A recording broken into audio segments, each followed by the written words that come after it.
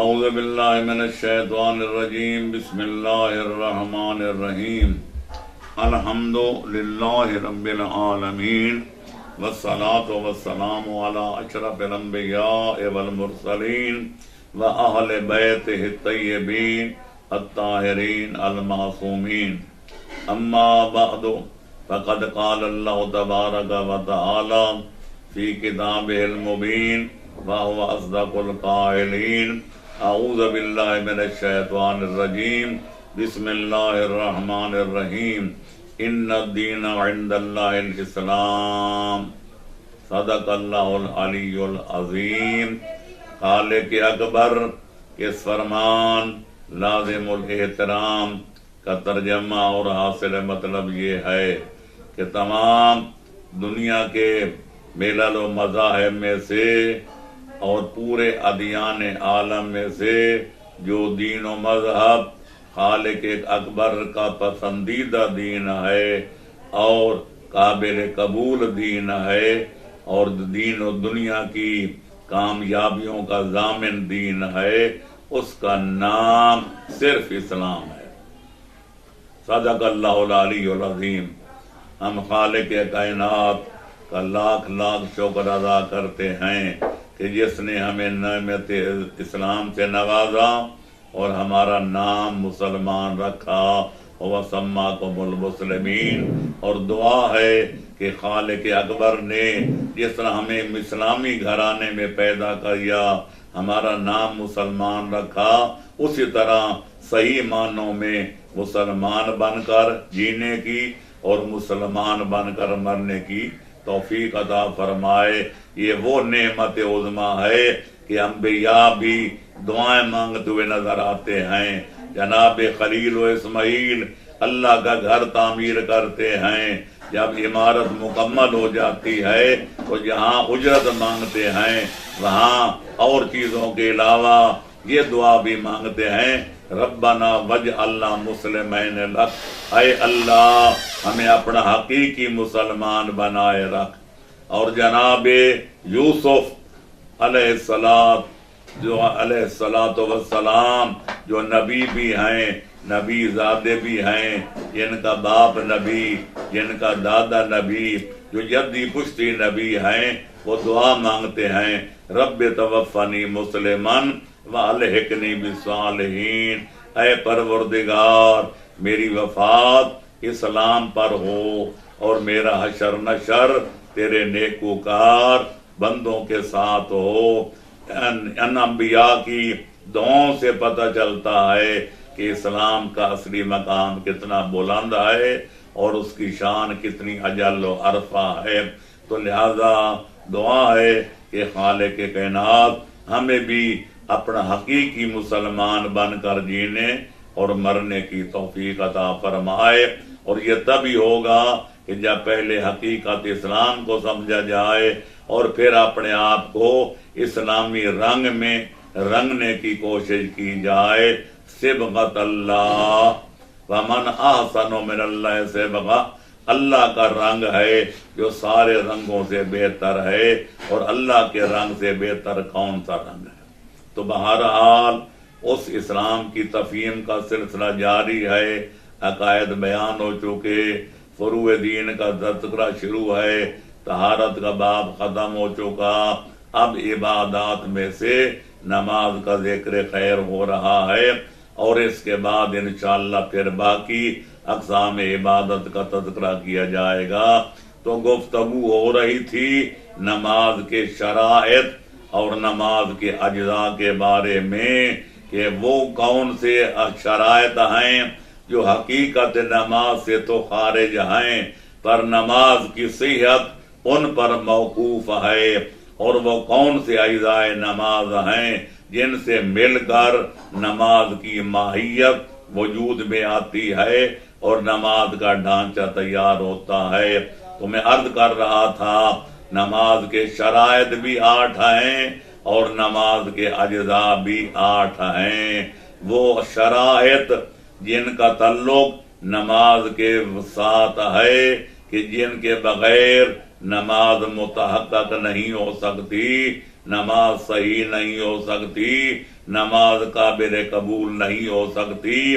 پچھلے پروگرام میں 2 چیزوں کا تذکرہ کیا تھا، ایک ان میں سے طہارت ہے کہ جب تک آدمی کا لباس اور نمازی کا بدن پاک نہ ہو اس وقت تک نماز قابل قبول نہیں ہوتی، اور دوسری چیز جس کا تعلق جو ہے شرائط نماز کے ساتھ ہے وہ ہے نیت۔ بحمداللہ پچھلے پروگرام میں نیت کی حقیقت بھی بیان ہو چکی، اخلاص پہ نیت کا تذکرہ بھی کیا جا چکا کہ نیت کے بغیر کوئی کام نہیں ہوتا، اور جب تک اس میں خلوص نیت نہ ہو اس وقت تک کوئی عبادت قرار نہیں پا سکتی اور موجب تقرب الہی نہیں بن سکتی۔ اس لیے حکم ہے اعبدوا اللہ مخلصین لہ الدین، جب اللہ کی عبادت کرو تو خلوص نیت کے ساتھ کرو، اس طرح کرو کہ اللہ کی عبادت میں کسی اور کو شریک نہ کرو۔ اگر کسی کو دکھانے کے لیے نماز روزہ کیا جائے اس کو ریا کہتے ہیں، اور عمل بجا لانے کے بعد اگر لوگوں کی مدح و ثنا سننے کی خواہش ہو اس کو سمعہ کہتے ہیں۔ ریا بھی شریعت میں حرام ہے اور سمعہ بھی حرام ہے۔ مطلب یہ ہوا کہ خلوص نیت یہ ہے کہ نہ آدمی کو لوگوں کی مدح کا سننے کا شوق ہو نہ قدح پر سننے کی پرواہ ہو۔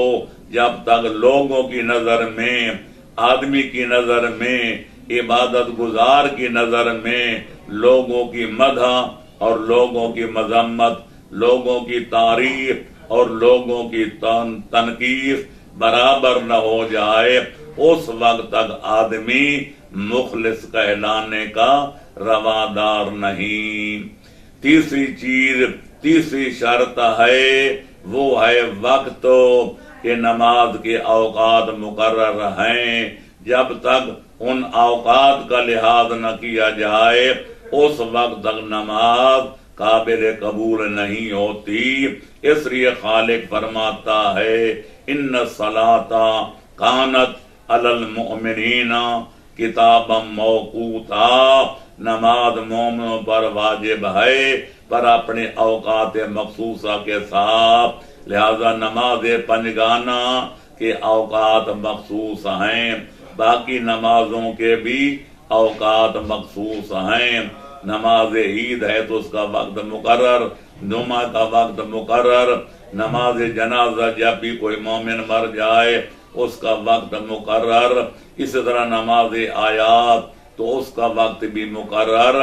جتنی نمازیں واجب ہیں اوقات مقررہ پر ادا کی جاتی ہیں، لہذا وقت کا جاننا بھی ضروری ہے۔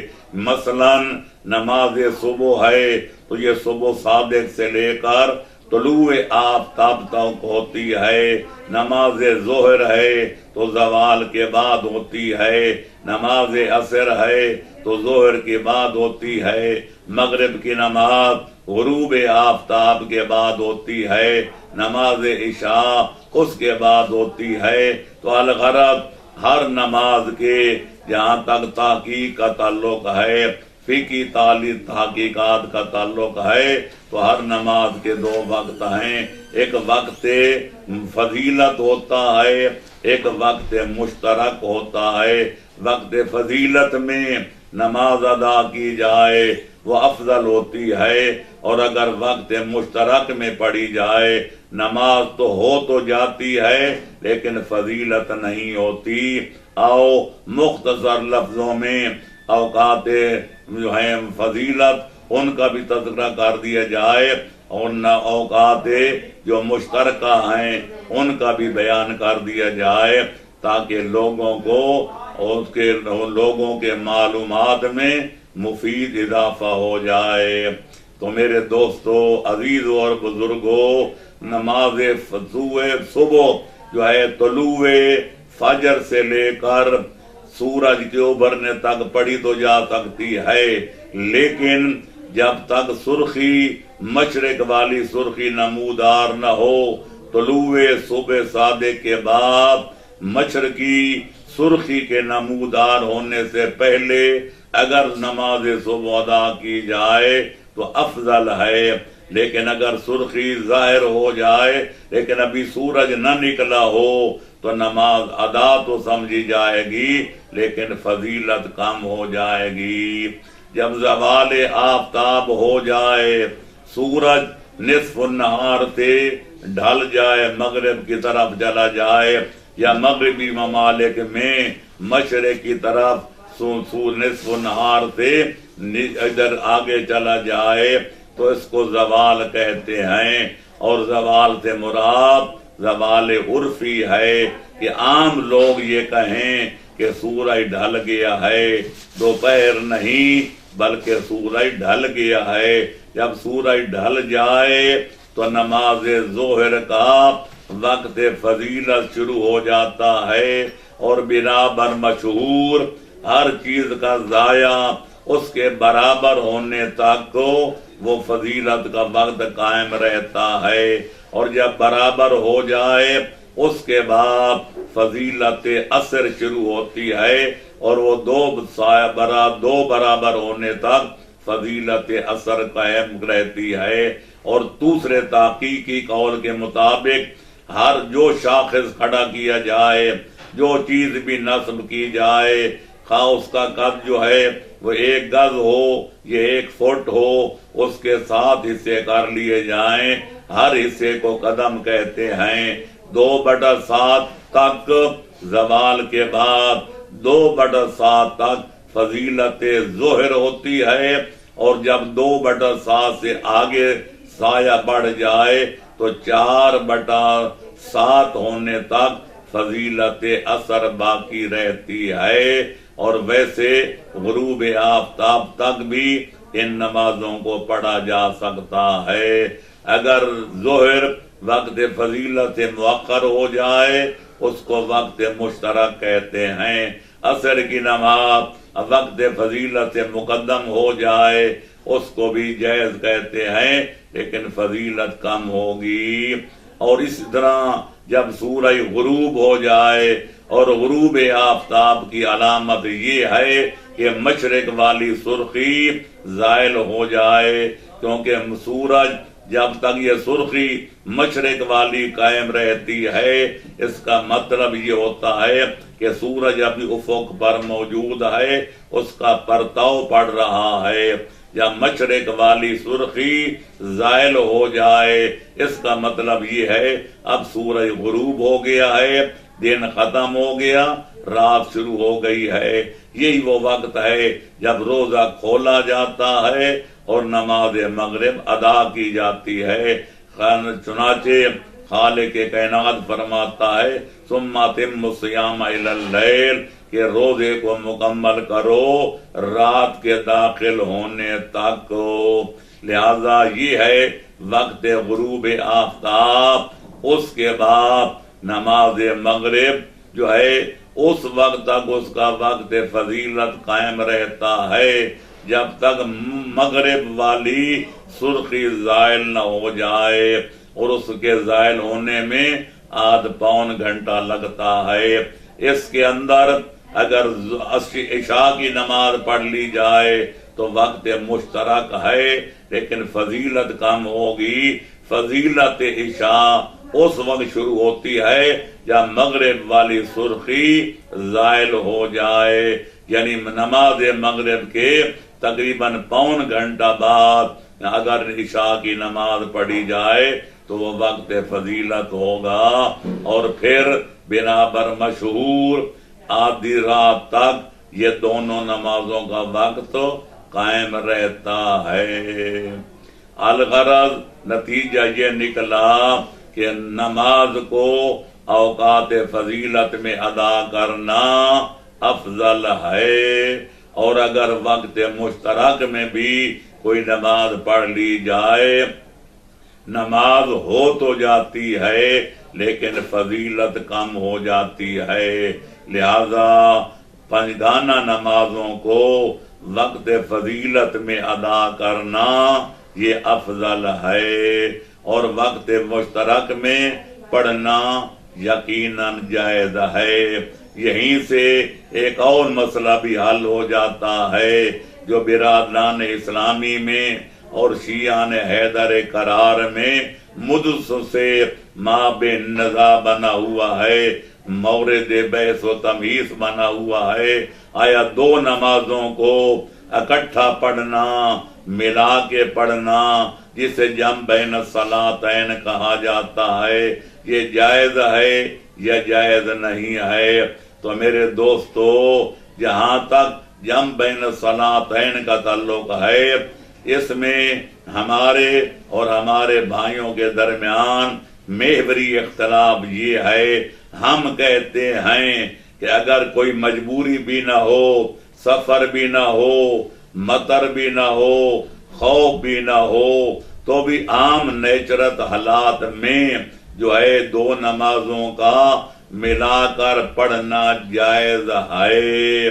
لیکن برادران اسلامی یہ کہتے ہیں کہ جب تک سفر نہ ہو یا کوئی خوف و خطر نہ ہو یا کوئی بارش وغیرہ کوئی مانع نہ ہو تو سفر ہو یا حضر، عام طور پر دو نمازوں کو ملا کر پڑھنا جائز نہیں، بلکہ ہر نماز کو الگ الگ پڑھنا واجب ہے۔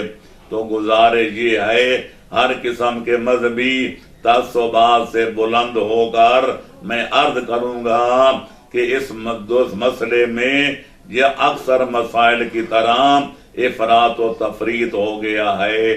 ہم اس کو جائز مانتے ہیں، پر ہماری قوم نے جمع بین الصلاتین کو واجب سمجھ لیا۔ اس طرح گویا شیعہ وہ سے کہتے ہیں جو اخا مخا دو نمازوں کو ملا کے پڑھے، سورج ڈھلتا گیا تو بس ظہر بھی پڑھ لی، عصر بھی پڑھ لی، یا سورج قریب غروب ہوا، ظہر بھی پڑھی، عصر بھی پڑھے، ادھر دن ڈوبتا گیا، مغرب بھی پڑھ لی، عشاء بھی پڑھ لی، یا آدھی رات ہونے کو آ گئی، مغرب بھی پڑھی، عشاء بھی پڑھی۔ لہذا میں کہتا ہوں یہ جائز تو ہے لیکن فضیلت کے خلاف ہے۔ ہمارے لوگوں نے سمجھ لیا کہ ملا کے پڑھنا اتنا لازم ہے، کبھی ہم دو نمازوں کو الگ الگ پڑھیں گے تو ہم اہل سنت والجماعت سمجھے جائیں گے، اور برادران اسلامی نے اس جائز کو شجرہ ممنوع سمجھ لیا، اس کو حرام سمجھ لیا، اور یہ قرار دیا اگر کبھی ملا کے پڑھیں گے تو ہم شیعہ بن جائیں گے۔ تو میں دونوں فریقوں کی خدمت میں ادب کے ساتھ عرض کروں گا کہ شیعان حیدر قرار، بے شک دو نمازوں کو ملا کے پڑھنا جائز ہے، اور یہ ہمارے برادران اسلامی کی سیاستہ سے بھی ثابت ہے، کیونکہ بخاری و مسلم وغیرہ میں صاف لفظوں میں لکھا ہے کہ جمع النبی صلی اللہ علیہ وآلہ وسلم بین الظہر والعصر والمغرب والعشاء بالمدینہ من غیر خوف ولا سفر ولا مطر، کہ پیغمبر اکرم نے بعض اوقات مدینہ النبی میں ظہر عصر ملا کے پڑھی، مغرب عشاء ملا کے پڑھی، نہ کوئی خوف تھا، نہ کوئی خطر تھا، نہ کوئی سفر تھا، نہ کوئی مطر یعنی بارش بھی نہیں تھی۔ تو لوگوں نے عبداللہ ابن عباس سے پوچھا کہ پیغمبر نے ملا کے نمازیں کیوں پڑھی ہیں؟ فرمائے اس لیے پڑھی ہیں تاکہ امت بھی ایسا کرنا چاہے اسے کوئی تکلیف نہ ہو۔ تو پتہ چل گیا کہ حالت اختیاری میں بھی دو نمازوں کو ملا کے پڑھنا جائز ہے، لیکن جائز کو واجب نہ سمجھیں۔ ہر نماز کو وقت فضیلت پر اذان و اقامت کہہ کے الگ الگ پڑھنا یقیناً افضل ہے، اور عام طور پر ہمارے پیغمبر اکرم صلی اللہ علیہ وآلہ وسلم اور ائمہ تحرین ایسا ہی کرتے تھے۔ اور برادران اسلامی کی خدمت میں بھی گزارش کروں گا کہ اگر کبھی کبھار بلا وجہ بھی وہ جمع بین الصلاتین کر لیں تو اس سے وہ شیعہ نہیں بنیں گے، وہ اہل سنت والجماعت ہی رہیں گے۔ لیکن پیغمبر اکرم کی یہ بھی سنت ہے، انہیں 2 نمازیں ملا کے پڑھی ہیں، لہذا دونوں فریقوں کو اس موضوع پر آپس میں جھگڑنے اور بحث کرنے کی کوئی ضرورت نہیں۔ ہم مانتے ہیں کہ 2 نمازوں کو اپنے اپنے اوقات فضیلت میں الگ الگ پڑھنا افضل ہے، ملا کے پڑھنا جائز ہے۔ اور یہی ہم عام بھائیوں سے توقع رکھتے ہیں کہ بے شک وقت فضیلت پر علیحدہ علیحدہ پڑھیں، لیکن کبھی کبھی اگر جمع بین الصلاتین بھی کر دیں اس میں کوئی مذائقہ نہیں ہے۔ خداوند عالم کی بارگاہ میں دعا ہے کہ جزوی مسائل میں الجھ کر ہمیں اپنی توانائیاں ضائع کرنے سے بچائے۔ بہرحال ملا کے پڑھنا، جمع بین الصلاتین کرنا یقیناً جائز ہے، اور ہمارے تمام مسلمانان عالم جب وہ ظہرین وہاں مقام عرفات میں پڑھتے ہیں تو ملا کے پڑھتے ہیں، اور جب مزدلفہ جاتے ہیں شب عید الاضحیٰ تو وہاں مغرب و عشاء سارے ملا کر پڑھتے ہیں۔ تو ان مقامات پر تو لازم ہے، لیکن ان کے علاوہ بھی اگر جمع بین الصلاتین کر دی جائے اس میں کوئی قباحت نہیں ہے۔ اور ہماری قوم بھی ہر نماز کو اس کی اہمیت کے پیش نظر، اس کی فضیلت کے پیش نظر علیحدہ علیحدہ اگر پڑھیں تو یقیناً ان کے لیے بھی افضل ہے۔ یہ تیسری شرط تھی جس کا نام ہے وقت، اور وقت کی پابندی لازم ہے۔ ان الصلاۃ کانت علی المؤمنین کتابا موقوتا۔ اور چوتھی شرط ہے استقبال قبلہ، جب تک قبلے کی طرف منہ کر کے نماز ادا نہ کی جائے اس وقت تک آدمی کی نماز بالاتفاق صحیح نہیں ہوتی۔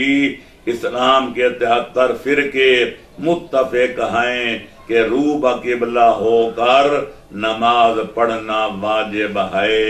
کوئی حاضر ہے یعنی مکے میں ہے یا کوئی دور ہے، جس طرح ہمارا ملک ہے یا باقی ممالک ہیں، سب کے لیے استقبال قبلہ واجب ہے۔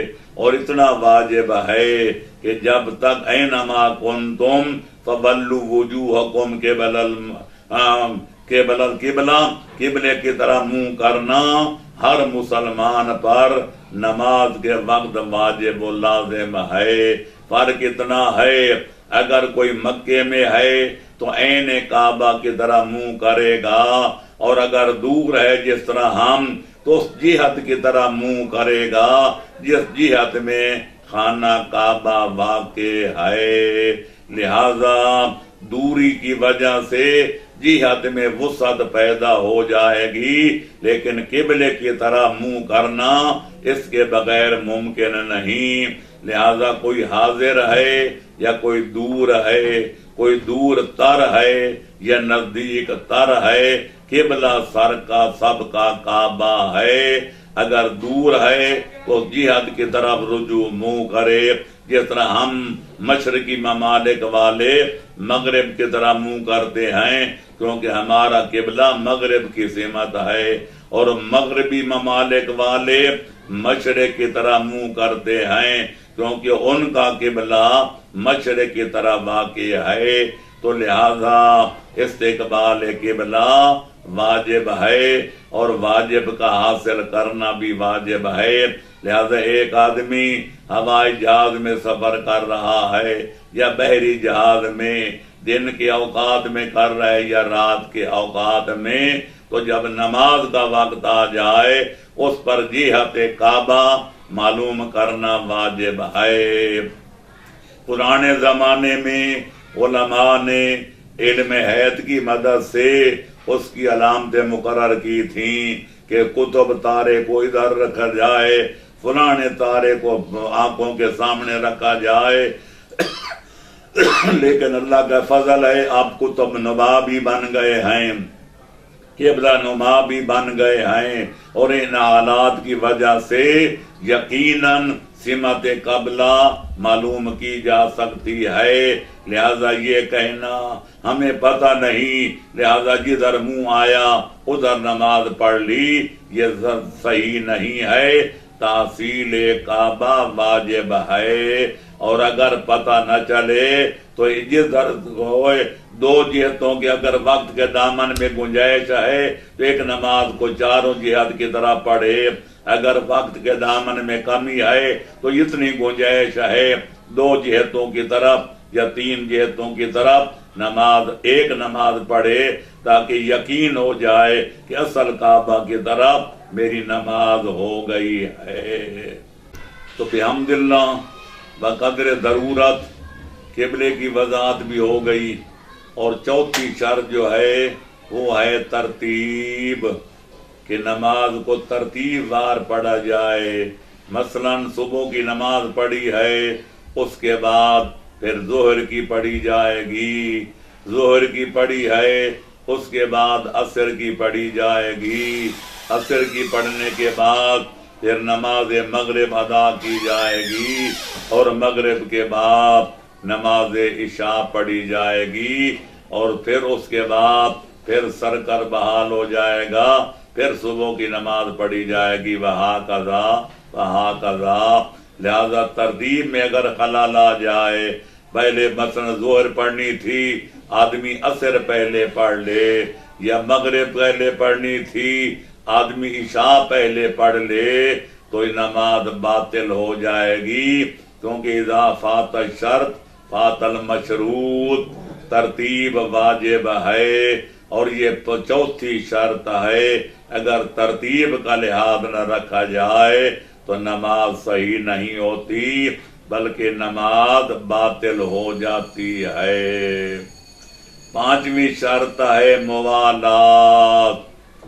मुवालात का मतलब ये है कि नमाज के अरकान और वाजिबात जो है पै दर पै बजा लाए जाएं। पहले क़याम है, उसके बाद रकू है, रकू के बाद सुजूद है, फिर सुजूद के बाद दूसरी रकअत है, फिर तशहुद है, या दूसरी रकअत पे सलाम है, या तीसरी पे सलाम है, या चौथी पे सलाम है। तो ये पै दर पै पढ़ी जाए। ऐसा न हो कि किरात करने के बाद मसलन पहली रकात में अलहम्दो सूरत पढ़ने के बाद आदमी खामोश खड़ा हो जाए, और आध पौन घंटा खामोश रहने के बाद फिर रकू कर ले, रकू के बाद सर उठाए, फिर वहां खड़ा हो जाए, उसके बाद 15-20 मिनट के बाद सजदे में जाए, सजदे से सर उठाए, फिर आध घंटा बैठा रहे। अगर इस तरह तरद मुवालात पै दर पै करना अगर फौत हो गया तो इज़ा फात शर्त फातल मशरूत, नमाज रुखसत हो जाएगी। लिहाजा उर्फ आम के मुताबिक जल्दी जल्दी एक फेल के बाद दूसरा फेल, दूसरे के बाद तीसरा फेल, पहले क़याम, फिर रकू, रकू के बाद फिर सुजूद, पहले सजदे के बाद दूसरा सजदा, ये पै दर पै फराइज अंजाम देने चाहिए। अगर गैर मामूली दरमियान में फासला वाक़ई हो जाए तो नमाज खत्म हो जाएगी। लिहाजा ये मुवालात जो है ये माशाअल्लाह चौथी शर्त है। लिहाजा इसका भी नमाजी को ख्याल रखना पड़ता है। और पांचवा वाजिब जो है, पांचवी शर्त जो है वो है माशाअल्लाह मकान की तहारत। مکان کا غصبی نہ ہونا. اگر غصبی مکان پر یا غصبی لباس میں نماز پڑھی جائے وہ نماز قابل قبول نہیں ہوتی. لہذا لباس کا مباح ہونا، پاک ہونا یہ شرط ہے. اسی طرح مکان کا بھی مباح ہونا شرط صلاۃ ہے. اگر کپڑا ایسا ہے جو چوری کے پیسوں سے خریدا گیا یا کسی کا لباس غصب کیا گیا تو اس لباس میں نماز پڑھنا جائز نہیں ہے. یا اگر لباس ایسے حیوان کا بنایا گیا، اس کی پوستین بنائی گئی یا کوئی واسکٹ بنائی گئی جو حلال جانور تو تھا لیکن حرام ہو گیا تھا، تو اس کے حرام کے چمڑے سے اگر کوئی کپڑا بنایا جائے، کوئی ستر عورتین اسے کیا جائے، یا حرام گوشت جن کا گوشت ہی حرام ہے اس کے چمڑے سے کوئی لباس تیار کیا جائے، اس میں نماز پڑھنا جائز نہیں ہے. اسی طرح مرد کے لیے خالص ریشم کا لباس پہن کر نماز پڑھنا موجب بطلان ہے. ہاں البتہ عورتیں اگر چاہیں تو خالص لباس سے ریشم زیب بدن کر کے وہ نماز پڑھ سکتی ہیں، کیونکہ عورتوں کے لیے ریشم کا لباس استعمال کرنا جائز ہے. لہذا پتہ چل گیا کہ جب تک لباس پاک نہ ہو اور جب تک لباس حلال نہ ہو، غصبی نہ ہو، اس وقت تک نماز پڑھنا مباح نہیں ہوتی. لہذا لباس کا مباح ہونا، پاک ہونا یہ شرط صلاۃ ہے. یہ پانچویں شرط. اور چھٹی شرط یہ ہے کہ مکان مصلی، نماز پڑھنے والے کا مکان غصبی نہ ہو، حلال ہو. ایسا نہ ہو کہ مالک راضی نہ ہو کہ آدمی زبردستی وہاں گھس جائے کہ نماز بجا لائے. اور یہ بھی شرط ہے کہ مکان مستقر ہو، یعنی حرکت نہ ہو. لہذا اگر کوئی آدمی کشتی میں نماز پڑھے یا ریل کار میں پڑھے یا کسی بس اور کار میں پڑھے جس میں حرکت ہوتی ہے، پیشانی جم کے وہاں آدمی سجدہ جما کے سجدہ نہیں کر سکتا، تو وہ نماز بھی جو ہے صحیح نہیں ہوگی. کیونکہ مکان مصلی، نماز گزار کا مکان مستقر ہونا چاہیے، اس میں قرار ہونا چاہیے، سکون ہونا چاہیے. لہذا اگر مجبوری ہے، اگر نماز نہ کار میں نہ پڑھے، ریل کار میں نہ پڑھے، گاڑی میں نہ پڑھے، کشتی میں نہ پڑھے تو نماز قضا ہو جائے گی. اگر یہ اندیشہ ہو کہ نماز قضا ہو جائے گی تو پھر اقل الکبیحین کے طور پر چھوٹی قباحت کو گوارا کرنا پڑے گا اور اسی حالت میں نماز ادا کی جائے گی. خالق کائنات اس نماز کو قبول فرمائے گا. لہذا لیکن اگر مجبوری نہ ہو تو مکان مصلی کا مستقر ہونا، قرار پکڑنا یہ لازمی شرط ہے.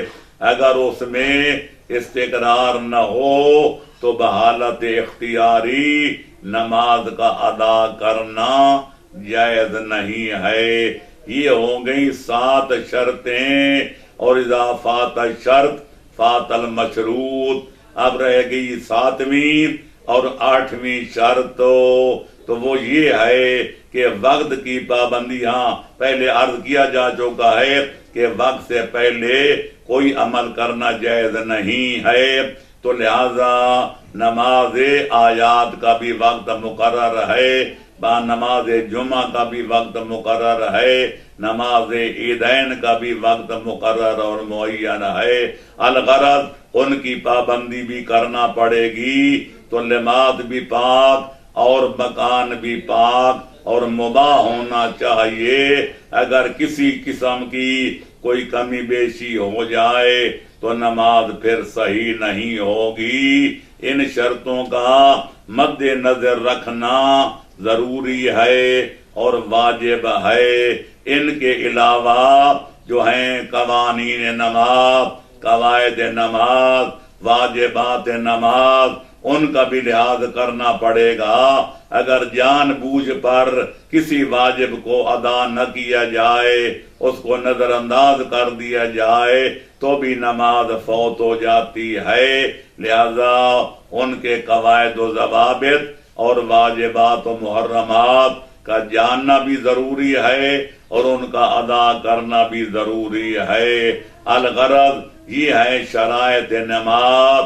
جب آدمی شرائط کو پورا کر لے، اب اس کے بعد نوبت اجزاء کی آتی ہے کہ وہ نماز کے اجزاء ترکیبی کیا ہیں جن سے مل کر نماز کی ماہیت عالم وجود میں آتی ہے اور نماز کا ڈھانچہ کھڑا ہوتا ہے۔ تو ان میں سے پہلی شرط جو ہے وہ ہے، پہلا جز ہے وہ ہے قراءت تکبیرۃ الاحرام، اللہ اکبر۔ یہ عربی زبان میں تکبیرۃ الاحرام کہنا جزو نماز ہے، رکن نماز ہے اور پہلا واجب ہے۔ لہذا اس کو عربی کے علاوہ کسی زبان میں بھی اگر یہ مطلب ادا ہو جائے وہ کافی نہیں۔ کوئی عرب ہے، کوئی عجم ہے، اس کے لیے اللہ اکبر نماز کیا ہے؟ اولها التکبیر وآخرها التسلیم۔ نماز شروع ہوتی ہے اللہ اکبر کہنے سے اور نماز ختم ہوتی ہے سلام پھیرنے سے، السلام علیکم ورحمۃ اللہ وبرکاتہ۔ لہذا تکبیرۃ الاحرام واجب ہے اور جزو نماز ہے۔ اگر تکبیرۃ الاحرام نہ کہی جائے تو بھی نماز باطل، اور اگر 2 مرتبہ کہہ دی جائے اللہ اکبر اللہ اکبر تو واجب کی زیادتی ہو جائے گی، رکن کا اضافہ ہو جائے گا، اس سے بھی نماز باطل ہو جائے گی۔ اس سے پتہ چلا کہ نماز اس طرح پڑھنی چاہیے جس طرح خالق کائنات حکم دے، اور محمد و آل محمد اس حکم پر عمل کر کے دکھائیں۔ یہی وجہ ہے کہ پیغمبر اکرم صلی اللہ علیہ وآلہ وسلم نے فرمایا تھا کہ اللہ فرماتا ہے نماز پڑھو، صلو کما رأیتمونی اصلی۔ اگر نماز پڑھنا چاہتے ہو تو اس طرح پڑھو جس طرح مجھے پڑھتے ہوئے دیکھ رہے ہو۔ پتہ چلا کہ جب تک نمازی کی نماز پیغمبر اکرم صلی اللہ علیہ وآلہ وسلم کی نماز کے مطابق نہیں ہوگی، اس وقت تک کسی نمازی کی نماز قابل قبول نہیں ہوگی۔ لہذا اس کے بعد ہمارے ائمہ طاہرین ہیں، جو نبی کی نماز کا انداز تھا وہی حیدر کرار کی نماز کا انداز تھا۔ یہی وجہ ہے کہ جنگ جمل میں جب مولا نے جنگ فتح ہونے کے بعد مسجد بصرہ میں، جامع بصرہ میں نماز پڑھائی تو کئی اصحاب رسول بھی موجود تھے جنہیں جناب کی ابتدا میں نماز پڑھی تو انہیں وہ کہہ اٹھے تھے لَقَدْ ذَكَّرَنَا هَذَا الرَّجُلُ صَلَاةَ رسول اللہ۔ اس آدمی نے یعنی حیدر کرار نے آج بڑی مدت کے بعد پیغمبر اسلام کی نماز کا نقشہ پیش کر دیا ہے، ہمیں پیغمبر کے زمانے والی نماز یاد دلا دی ہے۔ تو لہذا جو پیغمبر کا انداز نماز تھا وہی حیدر کرار کا تھا۔ اگر پیغمبر اکرم کو کوئی نہ دیکھ سکے تو حیدر قرار کی نماز کو دیکھ لے، اگر ان کا زمانہ درک نہ کر سکے تو حسن مجتبیٰ کی نماز کو دیکھ لے، اگر سید جناب حسن مجتبیٰ کی نماز کا منظر نہ دیکھ سکے تو سید الشہداء کی میدان کربلا میں دشمنوں کے سامنے چٹے دن میں تیروں تلواروں کی بارش میں نماز ادا کرنے کا طریق دیکھ لے اور اپنی نمازوں کی اصلاح کرتا جائے۔ جناب سید الشہداء نے تیروں تلواروں کی بارش میں نماز خدا ادا کر کے دنیا پر یہ واضح کیا اور قائل کائنات کو یہ پیغام دیا، نہ مسجد میں نہ بیت اللہ کی دیواروں کے سائے میں نماز عشق ادا ہوتی ہے تلواروں کے سائے میں۔ اللہ اس طرح مہدی ہادی تک چلے جاؤ، تعداد میں عدل بدل نظر آئے گا، لیکن قول واحد منہم قول باقیہم، صاحب میزان الکبریٰ نے، علامہ شعرانی نے بھی اقرار کیا اور صاحب دراست اللبی بنا دیار الحبیب نے بھی اقرار اور اعتراف کیا کہ آل محمد کے ائمہ کی تعداد تو گو 12 ہے، لیکن قول واحد منہم قول باقیہم، ان میں سے جو ایک کہتا ہے وہی دوسرا کہتا ہے، جو دوسرا کہتا ہے وہی تیسرا کہتا ہے۔ تعداد عدل بدل ہوتا رہتا ہے تعداد میں، لیکن ان کے قول میں اور ان کے فعل میں کوئی اختلاف نہیں ہوتا۔ جو ایک کہتا ہے وہی آخری کہتا ہے، جو آخری کہتا ہے وہی پہلا کہتا ہے۔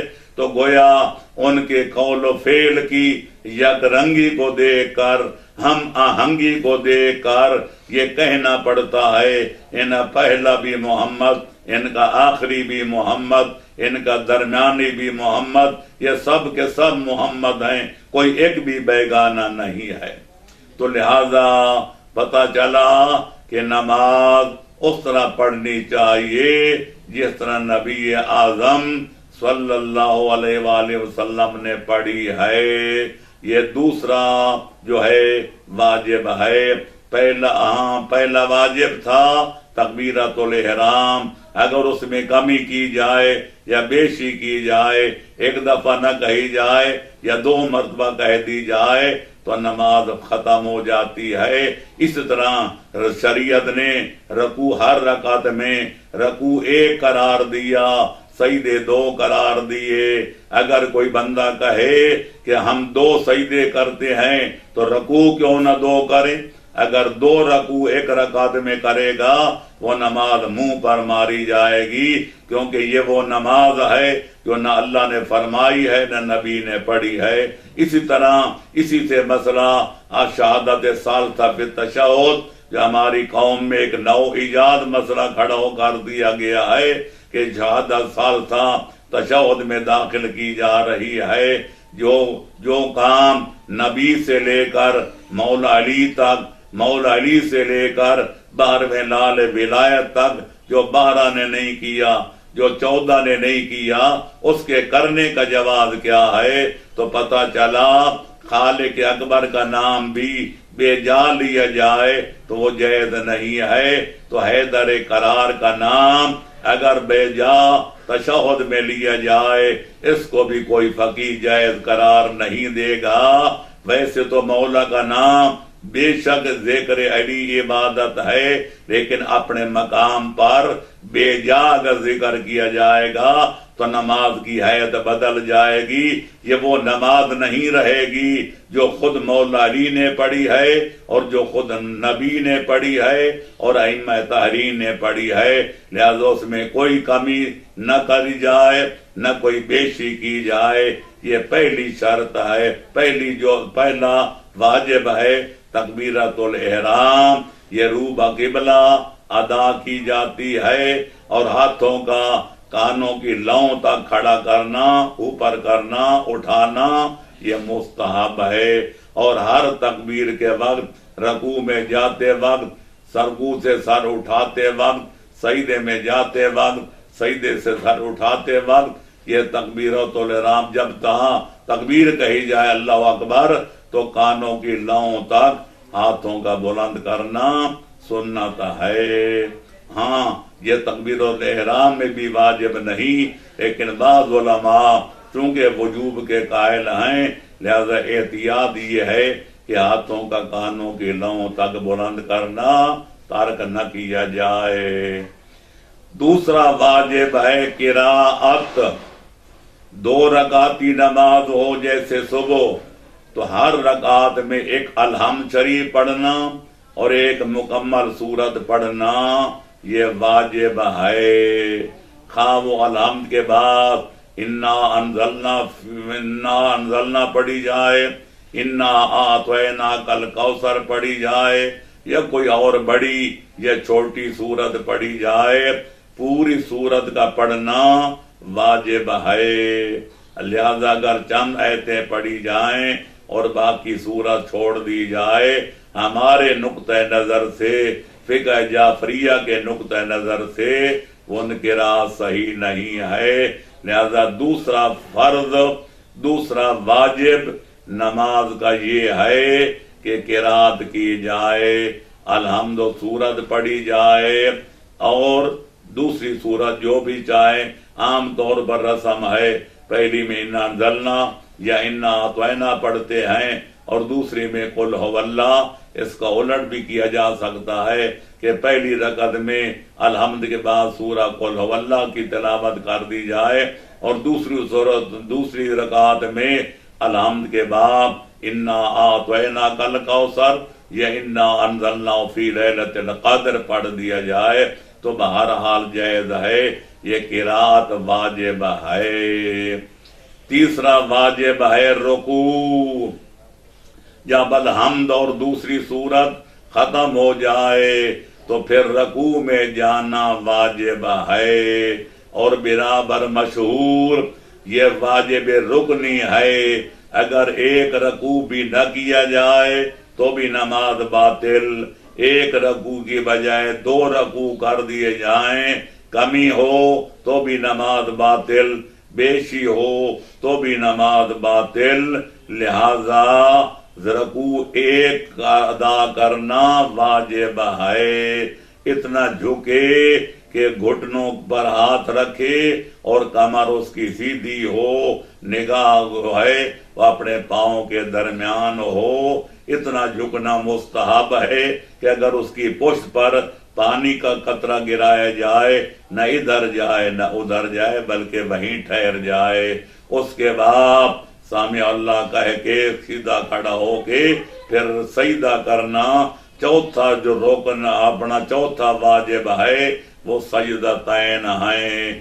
ہر رکعت میں 2 سجدے ادا کرنے واجب ہیں، اور ان میں واجب ہے کہ 7 اعضاء زمین پہ رکھے جائیں، یا جس چیز جہاں نماز اگر ہے تو اس کے اوپر رکھے جائیں، کوئی چٹائی ہے اس پر رکھے جائیں، یعنی زمین پر مطلب یہ ہے کہ جہاں وہ نماز پڑھ رہا ہے، جس چیز پہ پڑھ رہا ہے اس پر 7 اعضاء رکھنے چاہیے۔ ایک پیشانی، دونوں ہاتھوں کی 2 ہتھیلیاں، دونوں پاؤں کے 2 گھٹنے اور دونوں پاؤں کے 2 انگوٹھے، یہ مل کر بن گئے اعضاء سبع، تو 7 اعضاء ان پر سجدہ کرنا واجب ہے۔ اور اس کے بعد سر اٹھانا، پھر درمیان میں استغفار پڑھ کے پھر طمانینت کے ساتھ، آرام و سکون کے ساتھ دوسرا سجدہ پہلے سجدے کی طرح بجا لانا، یہ ہے 5واں واجب۔ کتنے ہو گئے؟ پہلا تکبیرۃ الاحرام، دوسرا قرات، تیسرا رکوع تے چوتھا سجدتین، یہ ہو گئے 4 واجب۔ اس کے بعد ذکر رکوع اور ذکر سجود یہ بھی واجب ہے۔ سبحان ربی العظیم وبحمدہ، سبحان ربی الاعلی وبحمدہ، بنا بر مشہور 1 دفعہ یہ تسبیح کبریٰ واجب ہے، اور اگر 3 دفعہ پڑھی جائے تو سنت بھی ہے، مستحب بھی ہے اور افضل بھی ہے۔ لہذا بن گئے 5 واجبات، اور چھٹا واجب ہے اس کے بعد قیام. یہ پہلے نمبر پہ آنا چاہیے تھا. قیام واجب ہے کیونکہ اگر حالت اختیاری میں آدمی بیٹھ کے نماز پڑھے تو نماز جائز نہیں ہے، باطل سمجھی جائے گی. اور خاص طور پر تکبیرۃ الاحرام کے وقت کھڑا ہونا اور قیام متصل برکوع، قیام سے رکوع میں جانا، اس کے واجب رکنی ہونے پر تمام فقہا کا اتفاق ہے. تو یہ بن گئے 6. اور 7واں واجب ہے نماز کا تشہد پڑھنا. اگر 2 رکعتی ہے اس میں 1 دفعہ تشہد پڑھنا واجب ہے، اور اگر 3 رکعتی ہے تو اس میں 2 تشہد ہیں جیسے مغرب کی نماز. اور اگر 4 رکعتی ہے تو اس میں بھی 2 تشہد ہیں، ایک دوسری رکعت کے بعد، دوسرا چوتھی رکعت کے بعد یا تیسری رکعت کے بعد. یہ نماز میں تشہد پڑھنا بھی واجبات نماز میں سے 7واں واجب ہے. اور آخری واجب ہے سلام. الصلاۃ اولها التکبیر وآخرها التسلیم.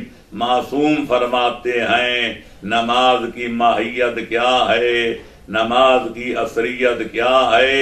اللہ اکبر کہنے سے نماز کی ابتدا ہوتی ہے اور السلام علیکم کہنے سے نماز کی انتہا ہوتی ہے.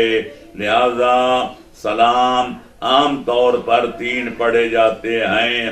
پہلا سلام السلام علیکہ ایھا النبی ورحمۃ اللہ وبرکاتہ، یہ مستحب ہے، سنت ہے. اور دوسرا اور تیسرا سلام ان میں سے جو پہلے پڑھ لیا جائے نماز ختم ہو جاتی ہے. السلام علینا وعلی عباد اللہ الصالحین پہلے پڑھ لیں تو نماز مکمل ہو جائے گی. السلام علیکم ورحمۃ اللہ وبرکاتہ مستحب بن جائے گا. اور اگر نمبر 2 پر السلام علیکم ورحمۃ اللہ وبرکاتہ پڑھ لیں تو نماز مکمل ہو جائے گی. آخر میں السلام علینا وعلی عباد اللہ الصالحین کا پڑھنا مستحب بن جائے گا. بہتر یہی ہے کہ موجودہ ترتیب کے مطابق پہلے السلام علیکہ ایھا النبی پڑھا جائے، اس کے بعد السلام علینا وعلی عباد اللہ الصالحین پڑھا جائے، اور آخر میں السلام علیکم ورحمۃ اللہ وبرکاتہ پڑھا جائے. اور جب قم پڑھا جائے السلام علیکم کہ اب تم پر سلام، تو دل میں کوئی قصد بھی کیا جائے کہ کن کو سلام کر رہا ہے تو مستحب یہ ہے، افضل یہ ہے کہ کرامن کاتبین کو بھی مخاطب کرے. اگر جماعت کے ساتھ ہے، پیش نماز ہے تو سارے مقتدیوں کو شامل کرے، اور مقتدی ہے تو اپنے امام اور باقی مقتدیوں کو شامل کرے، اور اللہ کے تمام نیک بندوں کو تصور میں لائے اور تصور کر کے کہے السلام علیکم ورحمۃ اللہ وبرکاتہ. نماز ختم ہو جائے گی. اس کے بعد جو 3 مرتبہ اللہ اکبر پڑھا جاتا ہے، یہ تعقیبات نماز میں سے ہے، نہ نماز کا جزو ہے نہ نماز کی شرط ہے. اگر پڑھا جائے تو کار ثواب، ورنہ یہ عام لوگ سمجھتے ہیں کہ جب تک اللہ اکبر نہ کہے نماز مکمل نہیں ہوتی. نماز سلام کے بعد مکمل ہو جاتی ہے. جہاں اور تعقیبات ہیں، مستحبات ہیں، ان میں سے 3 مرتبہ اللہ اکبر کہنا یہ بھی مستحب ہے، اور ہاتھوں کا کانوں کی لووں تک بلند کرنا بھی مستحب ہے. وآخر دعوانا ان الحمد للہ رب العالمین.